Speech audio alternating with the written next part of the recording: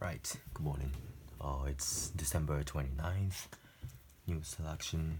I've already gone through all the pages this textbook. So now I'm reviewing every single passage. So from this new selection, number 1, suspicious of technology. I'm gonna review it again. The face of the protests is often faceless. These Hong Kong protesters come equipped with helmets, masks, and goggles. It's for protection from police tear gas and pepper spray, and to hide their identities. Protesters are concerned about being identified and prosecuted. Since the demonstrations kicked off in June, over 1,300 people have been arrested. Making a statement against perceived government surveillance, these hardline protesters attempted to destroy some of the city's 50 newly installed smart lampposts. Hong Kong's technology chief calls vandalism a dark day for innovation. We were driven with the misunderstanding that the lamppost will probably do some unwanted surveillance functions, which is just absolutely not true. Every function on the smart lamppost was planned and designed in an open and transparent manner. We have fully complied with the privacy ordinance, but apparently that's not enough. The Hong Kong government says the smart lampposts, outfitted with cameras and sensors, are intended to track data like air quality and traffic flow. It adds that the posts are not equipped with facial recognition software, like in China. That the posts are not equipped with facial recognition software. 難しい。Yes, that the posts are not. It adds that the posts are not equipped with facial recognition software like in China. The data collected will not be sent to any third parties. Raw data, the authorities say it's instantly deleted. With the privacy ordinance, but apparently that's not enough. The Hong Kong government says the smart lampposts, outfitted with cameras and sensors, are intended to track data like air quality and traffic flow. It adds that the posts are not equipped with facial recognition software, like in China, and the data collected will not be sent to any third parties. Raw data, the authorities say, is instantly deleted. But critics are not convinced. When we don't have enough trust in the government, who can guarantee and who would believe that the government isn't sharing those data with other law enforcement agencies or even with China? In the far western region of Xinjiang, cameras are used to monitor the movement of Uyghurs and other minorities. There's also concern about China's upcoming social credit system, which seeks to grade and label citizens based on their behavior.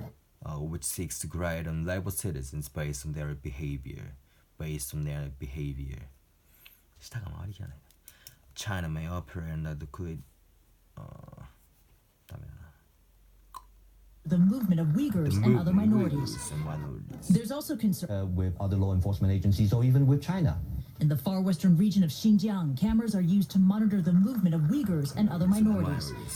There's also concern about China's upcoming social credit system, which seeks to grade and label citizens based on their behavior. China may operate under a legal system separate from Hong Kong, but protesters believe the smart lampposts represent the beginning of Hong Kong's own surveillance state. We don't want to cover our faces. I think China may operate under a legal system separate from Hong Kong. China may operate under legal system separate from Hong Kong, but protesters believe that the smart lampposts represent the beginning of Hong Kong's own surveillance state. The beginning of Hong Kong's own surveillance state. We don't want to cover our faces. I think what we're seeking and what we are asking for is something very noble. We are not on the verge of becoming police state. We might be persecuted for what we say. On the front lines of protests, umbrellas are often used. On the front lines of the protest, umbrellas are often used to block security cameras and provide cover for those vandalizing and unscrewing metal railings and building barricades. Protesters have also covered security cameras and even used laser pointers to distract the police. faces. I think what we're seeking and what we're asking for is something very noble. We're on the verge of becoming a police state. We might be persecuted for what we say. On the front lines of the protest, umbrellas are often used to block security cameras and provide cover for those vandalizing and unscrewing metal railings and building barricades. Protesters have also covered security cameras and even used laser pointers to distract the police. In these times of deep suspicion of the government, it's hard to imagine the smooth rollout of any smart data collecting network in this city. If they don't put people first, if they put technology first, I don't think it will ever be successful. The government plans to install 400 of the lampposts in 4 urban districts, starting with the first 50 in this neighborhood, the scene of a chaotic battle against the government and against technology. Christy Lustau, CNN, Hong Kong. This is the darkest hour. The science is clear. We're in the sixth mass extinction and we will face catastrophe if we do not act swiftly and robustly. We, in alignment with our consciences and our reasoning, declare ourselves in rebellion against our government and the corrupted, inept institutions that threaten our future. We call upon every principled and peaceful citizen to rise with us. We refuse to bequeath a dying planet to future generations by failing to act now. We act in peace, with ferocious love of these lands in our hearts. We act on behalf of life. This is the call to arms that has inspired thousands worldwide to join Extinction Rebellion's colourful brand of civil disobedience in protest against a lack of action on climate change. Their message is clear. Act now, or future generations will suffer. Here in South London, people of all ages are soaking up the atmosphere at an Extinction Rebellion festival, including those who have the most to lose from climate change. What could we do to make our air clean again? Fossil fuels. We should stop eating them. Ban all eco-friendly commercial advertising. I'm concerned because I want a future, and I want a future for my little brother. He's only 5, and I'd like him to reach the age of 30 without having to worry about the climate crisis. And what about those who don't care? What do you say to them? This is your future. Why don't you do something? Today's youth activists are more connected and more aware of the risks of climate change than any previous generation. Today's youth activists are more connected and more aware of the risks of climate change than any previous generation. Inspired by climate activist Greta Thunberg, these kids are determined to have a say in their future. The children are the people who will be affected by this. The children are the people who are growing up in the world with all this pollution and cause.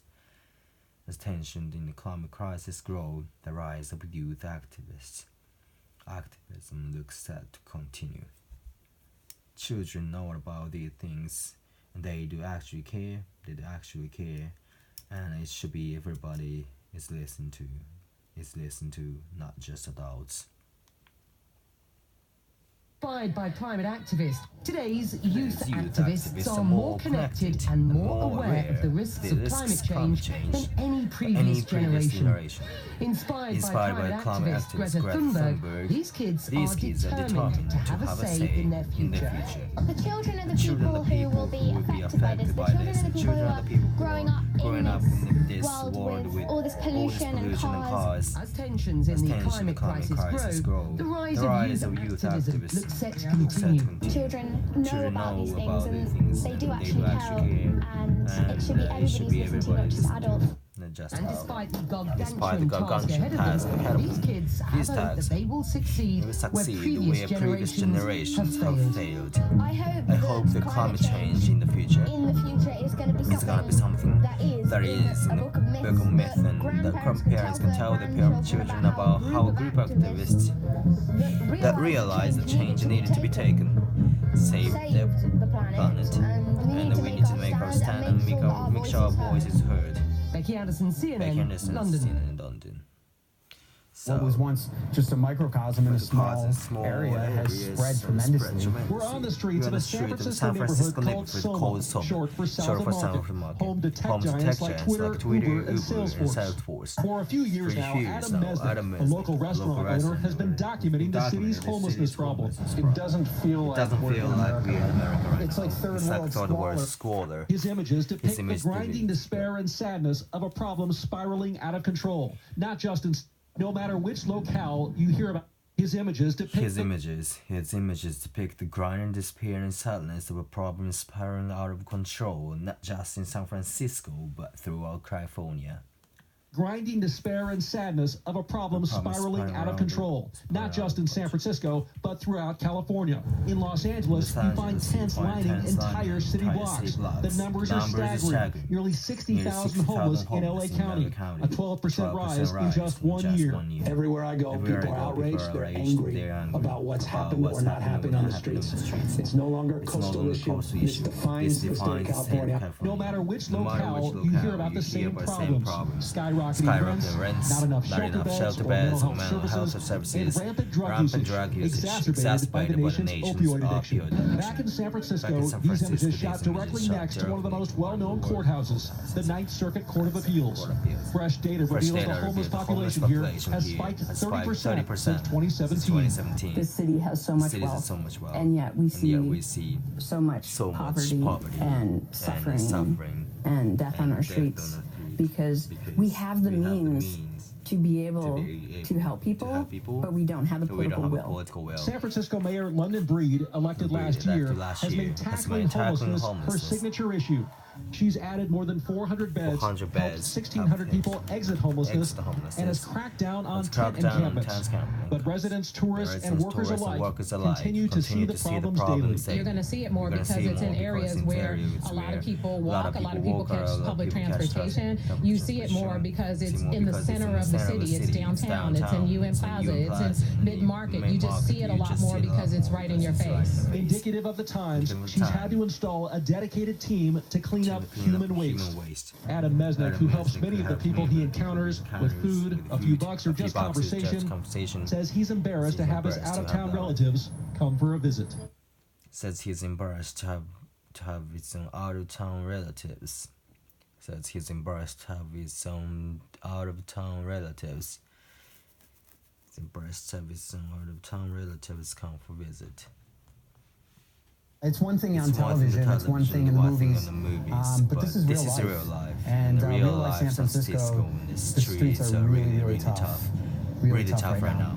And the problem is growing faster than the city can fix it. For every person the city gets in supportive housing, another three will wind up homeless. Dan Simon, CNN, San Francisco. Dan Simon, CNN, San Francisco. Dan Simon.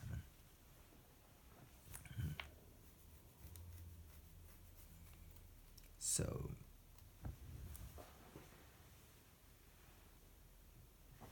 I've listened to 3 stories. The first story is about the surveillance cameras installed in Hong Kong. People there are very concerned about whether the government installed the camera in order to judge and label people based on the behaviors shown in the cameras. Actually, the people in Hong Kong don't trust the government at all, so they are trying to protest against the government's about the surveillance camera.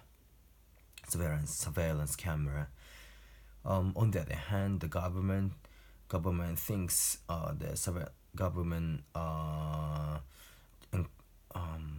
tells people that the surveillance cameras are not for monitoring or censoring people in the streets, but checking the air quality and the traffic jams in order to help the data, and which will be instantly deleted and then not be sent to the third parties. Of course, ordinary people, the citizens, don't believe the government, so there are a lot of conflicts between them. And the second news was about people in Europe, especially youngsters in Europe, protesting against the environmental catastrophe. So we adults, especially like older generations, like 40 or 50, 60 years old people, cultivated a lot of the earth in order to have the better economy, and sacrificing a lot of environments like forest, rainforest, and then water, air, a lot of cold and important things on the earth, and animals as well. A lot of animals endangered. So now young people are very worried about whether they can succeed natural resources and animals and good quality air, water as well. Yes, and they formed a group led by Greta Thunberg, who made a speech in probably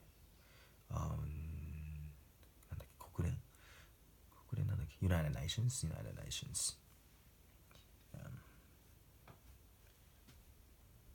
So many children were encouraged by the speech. And the third news was about the homeless problem in San Francisco, as well as in California. People walking in San Francisco, especially UN Plaza or downtown, always see homelessness. Homeless people there are suffering from diseases and like hunger, and also like upload addiction, drug usage.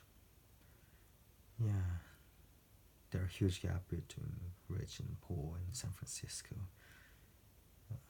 As we can see the photograph that depicts huge buildings and the tents lining up the streets. It's very clear that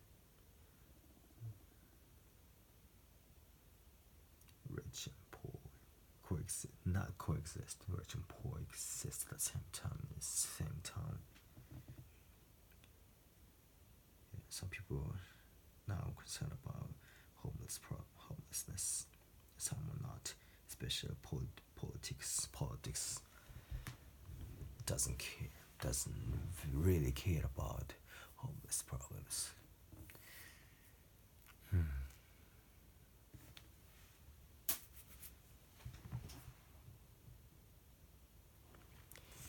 Right.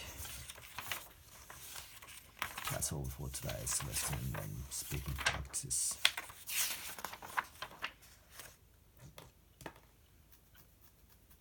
This is a surveillance camera, and people are trying to protest against covering their faces, even using the laser pointer to distract the police. And this is Greta Thunberg, and youngsters, young generations. Sweden, climate emergency.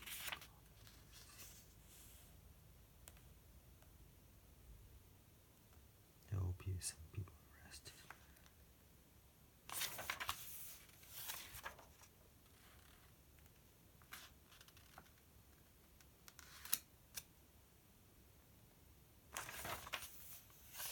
And the reality in the streets